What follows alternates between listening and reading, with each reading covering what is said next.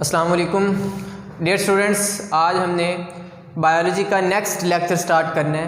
10th class का जो है क्या, रेस्पिरेटरी डिसऑर्डर्स। बेटा लास्ट जो हमने लेक्चर पढ़ा था उसमें the lungs and mechanism of breathing हमने डिस्कस किए थे। उसमें जो नीचे वाला पैराग्राफ था वो डिस्कस करने वाला रहता था, जो कि मैं डिस्कस करके उसके मुतालिक कुछ बता के फिर इंशाल्लाह हम रेस्पिरेटरी डिसऑर्डर्स को यहाँ पे डिस्कस करेंगे। बेटा वहाँ पे एक तो 2-3 MCQs और शॉर्ट क्वेश्चन के हवाले से चीज़ें हैं जो कि आप लोगों ने याद रखनी है। नॉर्मल हालात जब होते हैं, जब इंसान रेस्ट की हालत में होता है या एक्सरसाइज नहीं कर रहा होता, तो रेट ऑफ ब्रीदिंग इंसान का कितना होता है, यानी 1 मिनट के अंदर कितनी मरतबा हम सांस लेते हैं, तो वो तकरीबन 16 से 20 मरतबा है। अगर हम कंटिन्यूस एक्सरसाइज कर रहे हैं, कोई मेहनत तलब काम कर रहे हैं, यानी कहीं भाग रहे हैं या कोई मेहनत वाला काम कर रहे हैं, तो हमारा जो ऑन एवरेज, हमेशा इतना ही नहीं होगा, ऑन एवरेज की बात है, एवरेज जो है वो रेट ऑफ ब्रीदिंग इंक्रीज़ होकर डबल हो जाएगा, यानी वो तकरीबन 30 से 40 मरतबा फ़ी मिनट, यानी 1 मिनट में 30 से 40 मरतबा वो हो जाता है। अच्छा, चीज़ ये है कि आखिर वो क्या चीज़ है जो हमारे रेस्पिरेटरी रेट को या ब्रीदिंग के रेट को कंट्रोल करता है। तो हमारे दिमाग में एक पोर्शन है जिसको रेस्पिरेटरी सेंटर कहा जाता है। ये MCQs है कि कौन सी चीज़ है जो रेट ऑफ ब्रीदिंग को कंट्रोल कर रही है, तो वो रेस्पिरेटरी सेंटर है। उसके बाद वहाँ पे MCQs एक होगा कि respiratory centre is sensitive to the concentration of carbon dioxide in blood. ये MCQs है। हमारा जो रेस्पिरेटरी सेंटर है वो हमारे ब्लड के अंदर जो कार्बन डाइऑक्साइड है उसकी कंसंट्रेशन के लिए वो सेंसिटिव होता है, वो हसास होता है। जैसे ही कार्बन डाइऑक्साइड की कंसंट्रेशन राइज करती है वो एक्टिव हो जाता है। अब उसने काम कैसे करना है? एक्चुअली जब हमारी बॉडी में कंटिन्यूसली रेस्पिरेशन का अमल हो रहा होता है, तो यानी कि जब हम किसी कंटिन्यूस एक्सरसाइज में इन्वॉल्व होते हैं तो हमारी बॉडी को एनर्जी चाहिए होती है, हमारे मसल्स को एनर्जी चाहिए होती है, तो ज़्यादा से ज़्यादा रेस्पिरेशन के ज़रिए से वो प्रोवाइड की जाती है। तो रेस्पिरेशन में आप जानते हैं कि कार्बन डाइऑक्साइड पैदा होती है, तो वो कार्बन डाइऑक्साइड की कंसनट्रेशन जब ब्लड में राइज करती है तो रेस्पिरेटरी सेंटर ने हमारे जो रिब्स के मसल हैं, इंटरकॉस्टल मसल्स और हमारे डायाफ्राम, उनको पैगामात भेजने हैं, उनको एक्टिव कर देना है। अब उनको सुकड़ने पे, उनको कॉन्ट्रैक्ट करने पे मजबूर करना है। तो हमारा यानी इसका मतलब ये होगा कि इनहेलेशन का अमल तेज़ हो जाएगा। उसके बाद जाहिर सी बात है इनहेलेशन होनी है तो एक्सहेलेशन भी होनी है, यानी कि कार्बन डाइऑक्साइड की कंसंट्रेशन बढ़ने के साथ साथ हमारा जो रेस्पिरेटरी सेंटर है वो हमारे इंटरकॉस्टल मसल्स और जो डायाफ्राम के मसल्स हैं उनको एक्टिवेट कर रहे हैं और ब्रीदिंग का रेट बढ़ रहा है, ताकि अब कार्बन डाइऑक्साइड बढ़ चुकी थी और एक्सहेलेशन से वो बाहर निकले और ऑक्सीजन की मज़ीद ज़रूरत है तो वो इनहेलेशन के ज़रिए से हमारी बॉडी तक पहुंचाई जाए, हमारे सेल्स को मिले ताकि वो एनर्जी पैदा कर सकें। तो ये चीज़ें कुछ आपने याद रखनी थी। और उससे अगले पेज पे एक्सपायर्ड एयर और जो इंस्पायर्ड एयर, यानी हवा जो अंदर लेके गए हैं और बाहर लेके गए हैं, उसका कंपैरिजन लिखा हुआ है वहाँ पे। जैसे ऑक्सीजन की अंदर आने वाली ऑक्सीजन की मिकदार और बाहर जाने वाली, या अंदर आने वाली कार्बन डाइऑक्साइड की मिकदार और बाहर जाने वाली, तो वो मुख्तलिफ MCQs में और शॉर्ट क्वेश्चन में वो डिफरेंस आप लोगों ने याद रखना। तो आज के लेक्चर की तरफ बढ़ते हैं जी। रेस्पिरेटरी डिसऑर्डर्स, बहुत सारी बीमारियां हैं जो हमारे रेस्पिरेटरी ट्रैक के साथ, यानी कि वो एसोफेगस के साथ, ट्रैकिया के साथ या ब्रोंकाई के साथ, ब्रोंक्यूल के साथ या लंग्स के साथ किसी ना किसी तरह से एसोसिएटेड है। उनमें सबसे पहले जो है वो ब्रोंकाइटिस है। आज हमने 2 डिस्कस करनी है, एक ब्रोंकाइटिस और दूसरी हमने एम्फीसीमा जो है ये डिस्कस करनी है। ब्रोंकाइटिस की सबसे पहले डेफिनेशन है, ये है जी inflammation of bronchi and bronchioles. Bronchi या ब्रोंक्यूल्स की इन्फ्लेमेशन को, उनकी सोजिश को, उनके फूल जाने को आप नाम देते हैं ब्रोंकाइटिस। बेटा इसमें होता क्या है, आखिर इसका इफ़ेक्ट क्या है हमारी रेस्पिरेटरी पाथ पे, ब्रोंक्यूल और ब्रोंकाई के ऊपर क्या असर पड़ता है?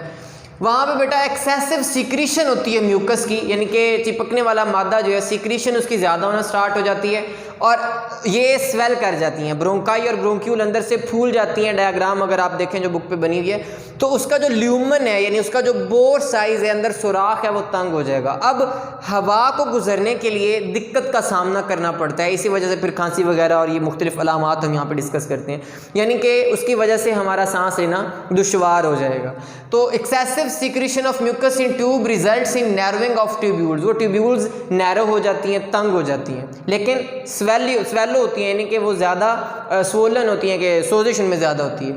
काजेज की बात करते हैं तो बेटा शॉर्ट क्वेश्चन में what are the causes of respiratory disorder यानी कि ब्रोंकाइटिस। तो बैक्टीरिया है, बैक्टीरिया की वजह से हो सकती हैं, वायरसेस की वजह से हो सकती हैं, या केमिकल इरिटेंट्स की वजह से हो सकती हैं। मसलन अभी कोरोना वायरस ऐसे चल रहा है, इसकी वजह से वो मुकम्मल तौर पे हमारे रेस्पिरेटरी ट्रैक को ही तबाह करता है, तो वो भी वायरस को, लेकिन इसका मतलब ये नहीं कि मैं ब्रोंकाइटिस कह रहा हूँ, उसकी वजह से हो सकती है ब्रोंकाइटिस वगैरह जो है, मगर बैक्टीरिया, वायरसेस और केमिकल इरिटेंट्स ये मेन काजेज हैं। आगे ब्रोंकाइटिस की दो टाइप्स हैं बेटा, एक्यूट ब्रोंकाइटिस और क्रॉनिक ब्रोंकाइटिस। इन दोनों में डिफरेंस आता है।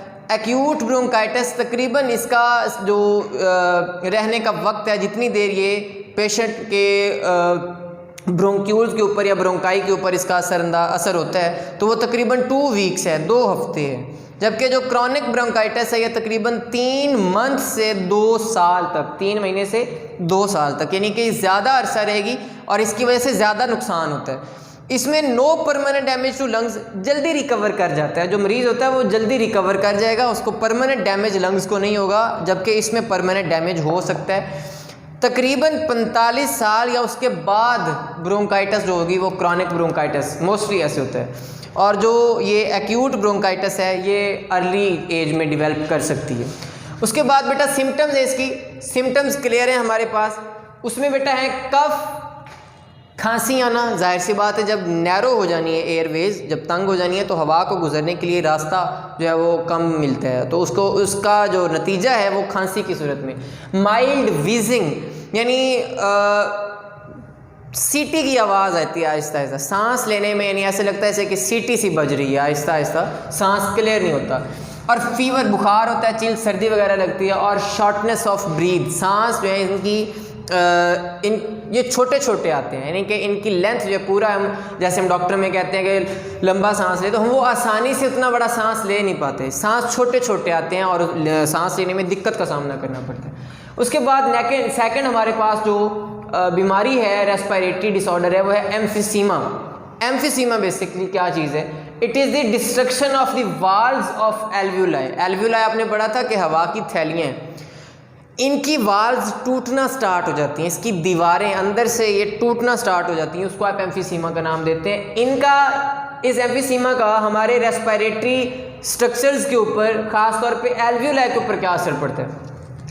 सैक्स लार्ज हो जाते हैं, वो थैली बड़ी तो हो जाती है लेकिन with less surface area for gas exchange. यहाँ पे मैं डायग्राम में आपको बताता हूँ बेटा, जो एल्व्यूलाई हैं उसके अंदर जो दीवारें हैं उसमें गैसियस एक्सचेंज के लिए जितना ज़्यादा आपको यानी एल्व्यूलाई के अंदर जितना ज़्यादा सरफेस एरिया मिलेगा हवा को गैसियस एक्सचेंज के लिए, उतना ज़्यादा मुफीद होगा, उतनी ज़्यादा ऑक्सीजन और कार्बन डाइऑक्साइड का एक्सचेंज होगा। लेकिन होता ये है कि उन दीवारों के टूटने से अंदर से सैक तो बड़ा बड़ा लगता है, यानी कि ऐसे लगता है कि अंदर जगह खाली हो गई है, मगर गैसियस एक्सचेंज का सरफेस एरिया ही बहुत ज़्यादा रिड्यूस हो जाता है, तो ये नुकसान होता है। उसके बाद लंग्स इलास्टिसिटी इज़ रिड्यूस। आपने पढ़ा था कि लंग्स स्पंजी नेचर के होते हैं, इलास्टिक नेचर के होते हैं, इनहेलेशन के बाद दोबारा अपनी असल हालत में आ सकते हैं, यानी कि इनहेल करने के बाद अपनी असल हालत में वापस आ सकते हैं, या एक्सहेल करने के बाद अपनी असल हालत में वापस आ सकते हैं, यानी कि वो स्पंजी नेचर के, इलास्टिक हैं। लेकिन यहाँ क्या होता है? यहाँ एक्सहेल करते हुए हमारे जो यानी कि लंग्स हैं वो दोबारा हवा को इस तरह यानी कि दब के अपनी असल हालत में आने के बाद, सुकड़ने के बाद, यानी पहले वो इस तरह से फैले थे, उसके बाद हमारे लंग्स ने सुकड़ना है, यानी कि हवा को अंदर से निकालना है, खारिज करना है। अब वो अच्छी तरह से दोबारा कॉन्ट्रैक्ट नहीं हो पाते, अपनी नॉर्मल हालत में, नॉर्मल साइज़ में वापस नहीं आ पाते, हवा अंदर ट्रैप हो जाती है, अंदर फंस जाती है, जो बहुत ख़तरे की अलामत है। तो लंग्स की इलास्टिसिटी रिड्यूस हो गई है। Air is trapped in lungs, हवा जो है वो लंग्स में फंस जाती है, ट्रैप हो जाती है। फिर हमारी बात आती है सिम्टम्स की, तो इसकी सिम्टम्स है शॉर्टनेस ऑफ ब्रीथ। जो रेस्पिरेटरी डिसऑर्डर्स हैं इनकी काफ़ी सिम्टम्स जो हैं वो कॉमन भी हैं, और फटीग, इसमें थकावट वगैरह होती है। दैन हमारे पास जो नेक्स्ट फेज़ है वो है बेटा रिकरेंट रेस्पिरेटरी इन्फेक्शन। यहाँ पे जो इन्फेक्शन है बार बार रेस्पिरेटरी ट्रैक की वो होना स्टार्ट हो जाती है, और सरफेस एरिया जो है हमारे लंग्स का वो यानी एक्चुअली जो ख़त्म हुआ है अंदर से, जो हमारे एल्वियोलाई का सरफेस एरिया कम हुआ है गैसियस एक्सचेंज के लिए, उसकी वजह से जो ये सिम्टम्स अपीयर हुई हैं, वो सिम्टम्स तब हमें पता चलती हैं जब हमारे लंग्स का 50 से 70% टिशू यानी कि एल्वियोलाई वो ख़त्म हो चुके होते हैं, यानी कि बहुत ज़्यादा ख़तरनाक चीज़ है, तब जाके अंदाज़ा होता है इसका। तो ये डायग्राम में इस चीज़ को एक्सप्लेन किया हुआ है कि नॉर्मल एल्वियोलाई हों तो ये गैसियस एक्सचेंज के लिए इतना सरफेस एरिया ऐसे बार बार गैसियस एक्सचेंज की सर्फेसेज प्रोवाइड हो रही हैं, लेकिन यहाँ जाके वो सारी अंदर वाली दीवारें टूट गई हैं, हवा के लिए उतना गैसियस एक्सचेंज के लिए सरफेस एरिया जो है वो मिला ही नहीं है। तो बाकी जो रह गई हमारी निमोनिया वगैरह, अस्थमा वगैरह या लंग्स कैंसर, इंशाल्लाह वो हम कल डिस्कस करेंगे। तो यहाँ तक आपका बेटा टॉपिक है रेस्पिरेटरी डिसऑर्डर्स, जो हमने 2 डिस्कस की है। अल्लाह हाफ़िज़।